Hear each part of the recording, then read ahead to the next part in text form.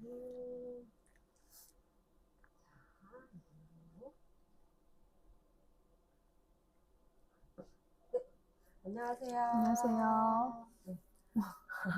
저희가 매번 수요일 날 리뷰를 하는데 이번 방학 기간만큼은 정수쌤과 제가 또 아이를 케어해야 되는 엄마이기 음, 때문에 방학 동안만큼만 먼저 목요일 날 이렇게 녹화 방송을 해서 밴드로 올라가고요. 인스타로만 이렇게 라이브로 목요일 날 당분간 하게 될 것 같습니다. 자, 너무 정수쌤 오랜만에 저희가 이렇게 됐는데요. 날씨가 너무 춥죠, 여러분. 네. 혹시 인스타 라이브로 보고 계신 분들이 있다면 저희와 함께 시민 그림체 리뷰를 즐겨주시면 감사하겠습니다. 네. 저희가 오늘 리뷰에서 소개시켜드릴 책은 제가 먼저 할까요? 네. 네. 우선 경계선이라는 그림책이고요. 이 책은 글 장선우, 그림 장소윤입니다.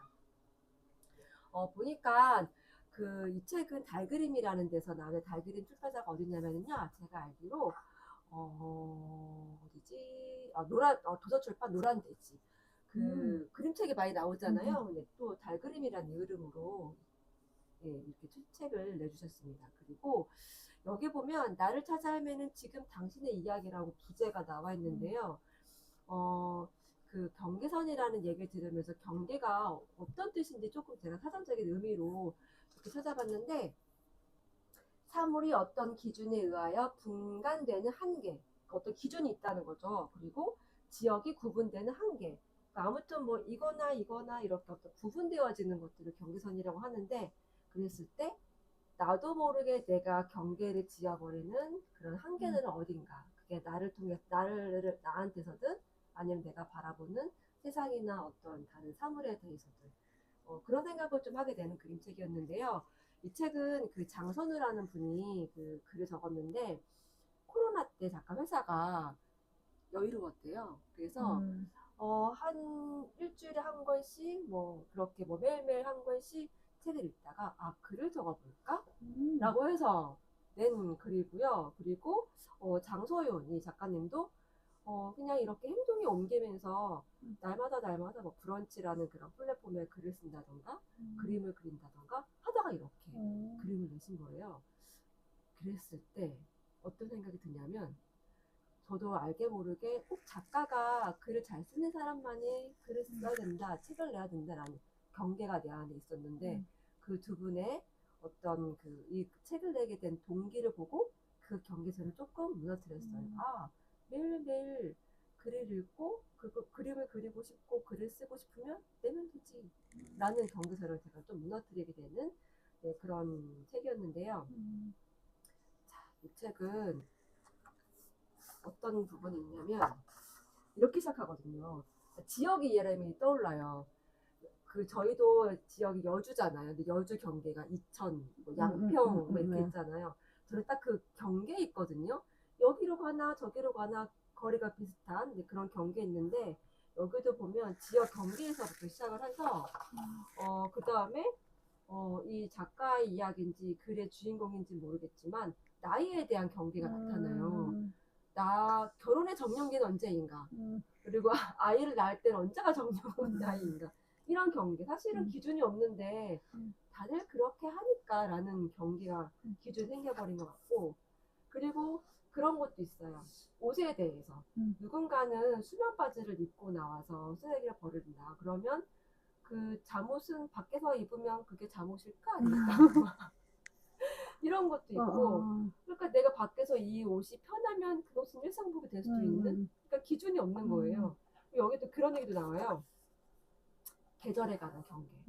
이게 조금 그런데 우리나라가 옛날에 배울 때는 우리나라는 봄, 여름, 가을, 겨울에 어떤 경계가 뚜렷한 그 사계절이 있는 나라다라고 되게 자랑스럽고 되게 좋았는데 요즘은 이게 여름인지 가을인지 봄인지 하는 그 경계가 조금 사라진 것 같아요. 왜냐하면 뭐 무슨 꽃이 피면 봄이야라고 했는데 때에 이르게 아니면 맞아. 너무 늦게 이렇게 펴버려가지고 이 계절의 경계도 무너지는 것 같다라는 생각이 들어요. 그리고 여기 보면 그런 얘기가 나오거든요. 이 경계라는 것들은 말을 들었을 때 좀 불안하거나 좀 그런 느낌이 들지 않아요? 내가 경계를 넘어서는 안 될 것 같기도 하고 그냥 어떨 때는 그 경계를 지어서 이 안에 있다가 넘어서려고 하면 넘어서도 될까라는 약간 초조함들이 있는 그런 단어인 것 같은데 그 결국은 그 경계를 잘 넘나들면서 조화롭게 사는 것? 그냥 좀 애매한 것 같다는 생각이 들었어요. 그래서 저는 이 책을 접하면서 그 나에 대해서 내가 갖고 있는 나의 경계는 뭘까? 또 내가 다른 이들을 바라보는 그 경계선은 뭘까? 기준들을 내가 너무 내 안에서 정해놓은 건 아닌가? 뭐 이런 것도 좀 생각하게 되고, 그래서 저는 이 책을 바라보면서 다시 한번 내가 좀 알게 모르게 있었던 경계선이 있다면 올해는 조금 그걸 좀 무너뜨려 볼까 싶은 생각이 좀 들어서 그 두 작가님의 이 책을 내신 동기가 저에게는 그 경계를 조금 무너뜨리게 하는 좀 용기가 됐던 그림책이었습니다. 제가 가져온 책은 난독의 계절이라는 제목의 책이고요. 고정순 작가님이 쓰셨고 길벗 어린이에서 나온 책이에요.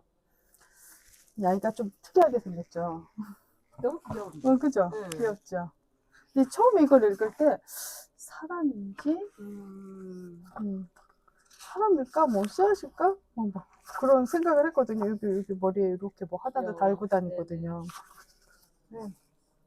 저희 둘째는 얘를 보고 씨앗이라고 부르더라고요. 근데 따로 주인공 이름이 나와요?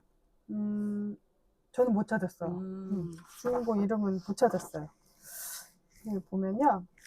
이 아이가 태어났다는 것 보니까 아이게 맞는 것 같아요. 근데 여기 이렇게 나왔어요.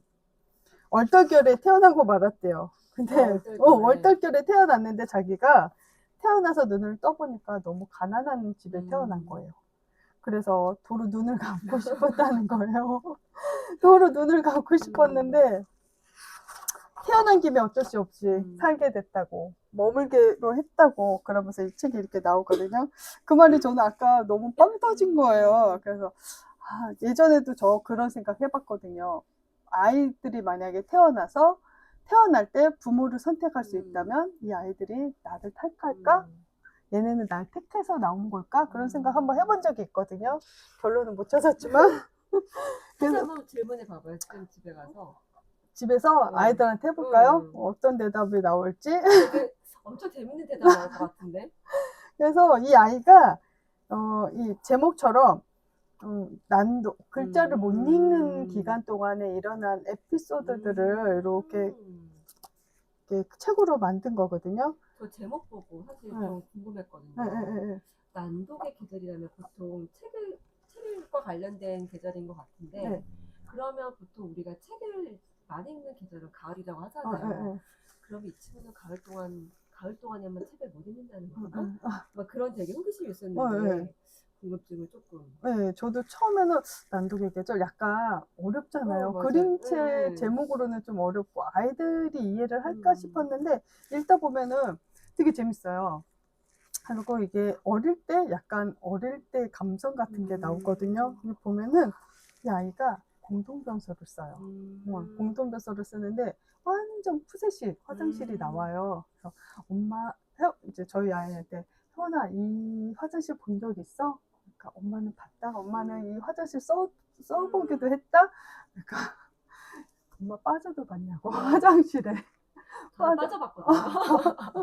빠져본 경험은 없지만 엄마는 화장지가 아닌 화장지도 써봤어. 맞아. 그런 얘기 하면서 이 책을 읽었는데요. 약간 그런 감성이 나와요. 이 책에.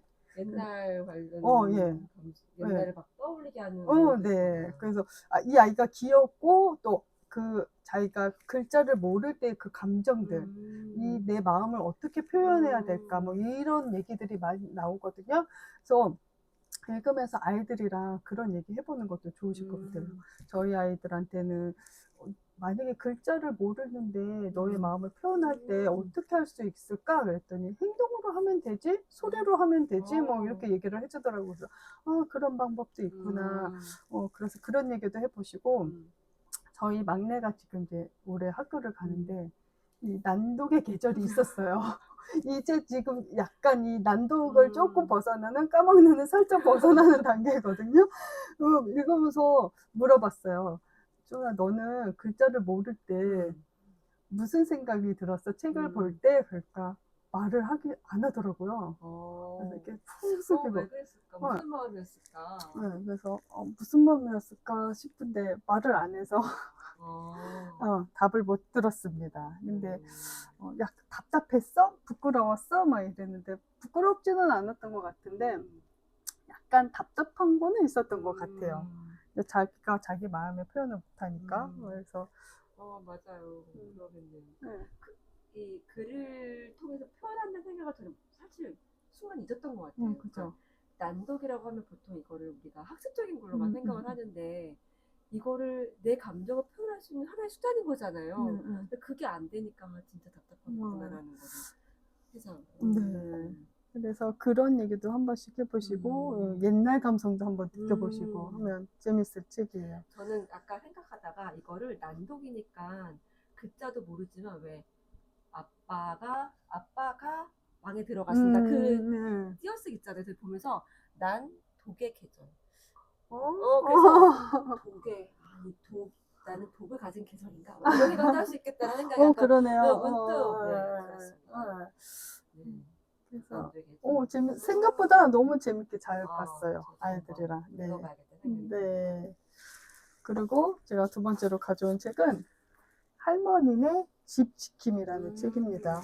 이 책은 제가 잠시만요. 그래서 이상교 글, 한병호 그림, LPCF 저 처음 들어보는 출판사네요. 네. 저 나온 책이에요. 연지도 이렇게 생겼어요. 이 책 약간 전래동화 같지요.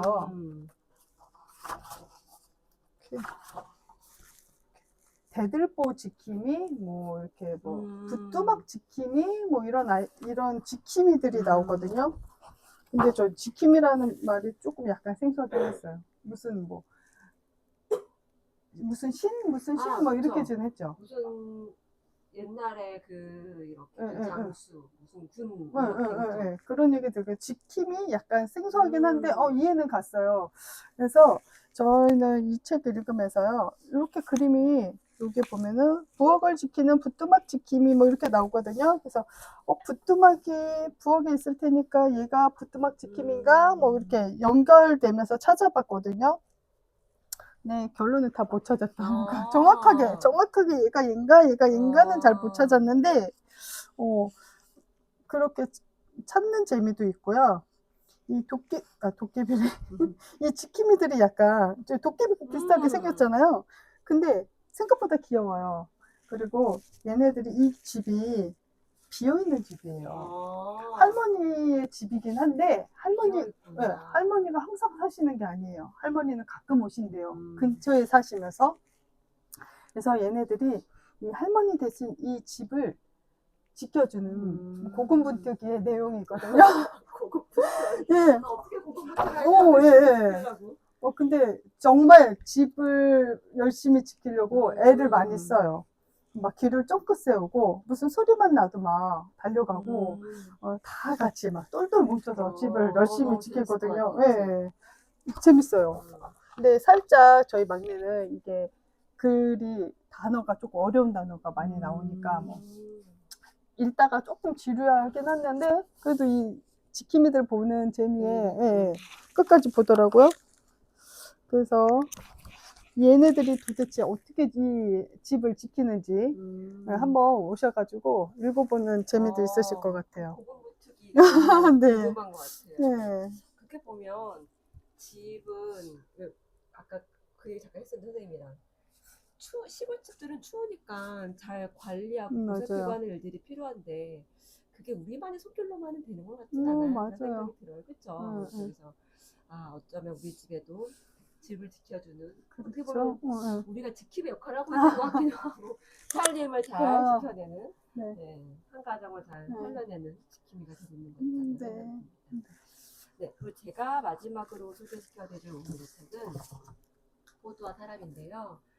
이 그림은 글그림 조원희 사계절 출판사에서 냈는데 조원희 작가 그림책은 늘 심플하고 단순하면서 어딘가 툭 찔러내는 그런 부분이 있는 거. 이 책도 마찬가지고요. 이 책은 그 민주인권 그림책이라고 해서 그 사회에서 이번에 했고 그다음에 상도 받았던 책들인데요.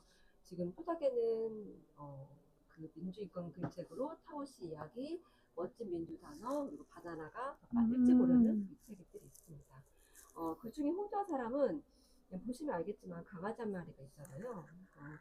그 호두는 이 강아지 이름이고, 근데 이 강아지가 주인이라기보다 어떤 사람, 이렇게 호두와 사람이 살아가는 어떤 이야기들이 담겨있는 책인데, 선생님 반려견 안 키우시죠? 있어요. 반려견 키우세요?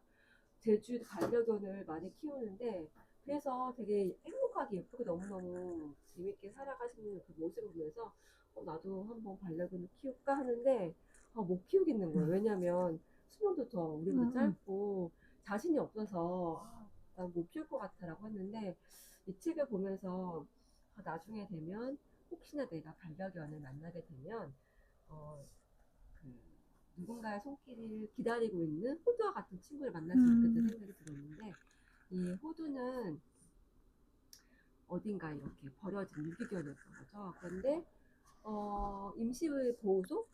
약간 임보 중이었던 거를 거치는 과정 가운데 많은 사람들의 손을 거쳐요. 그런데 그 옮기는 과정에 그런 이야기 있었거든요.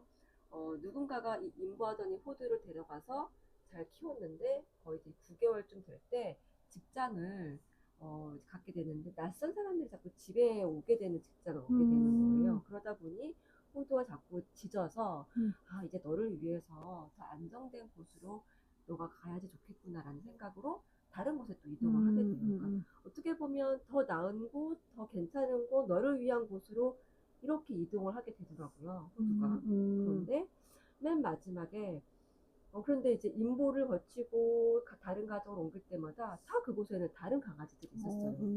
보통 보면 이렇게 임보를 맡고 하신 분들 보면 꼭 한 마리가 아니고 여러 마리의 반려견도 같이 생활하시더라고요.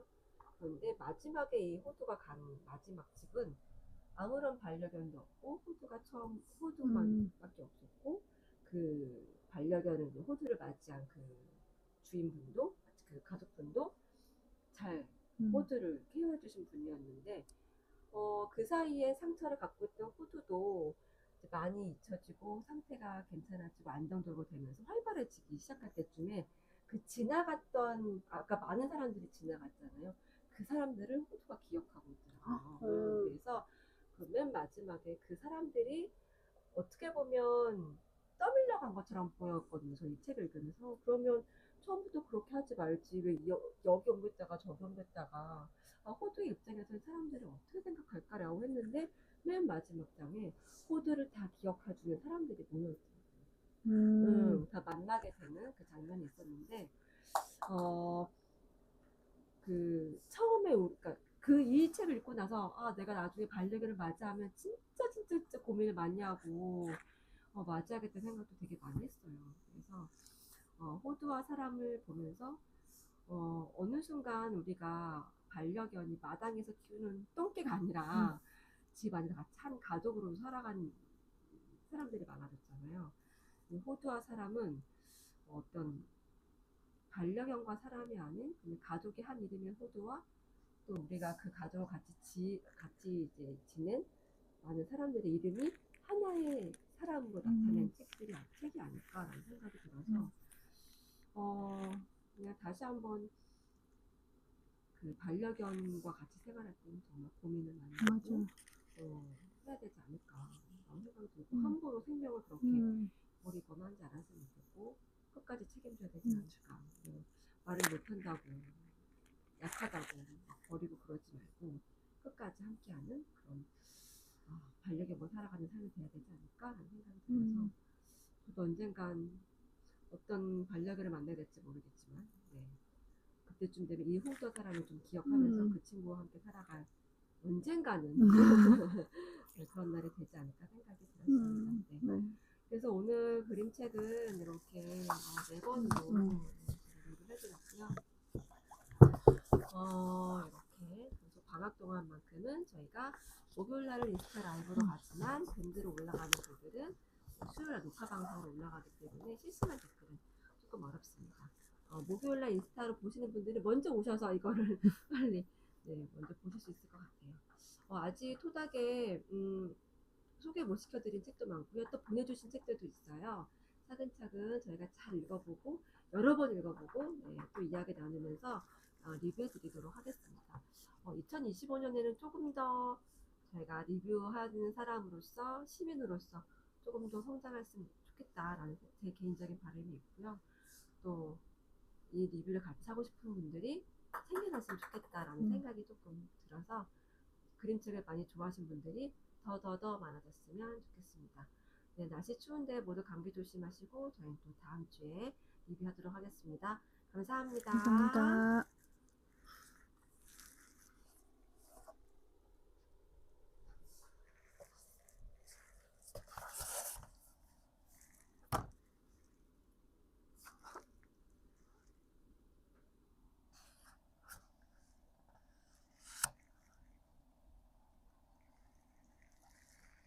아,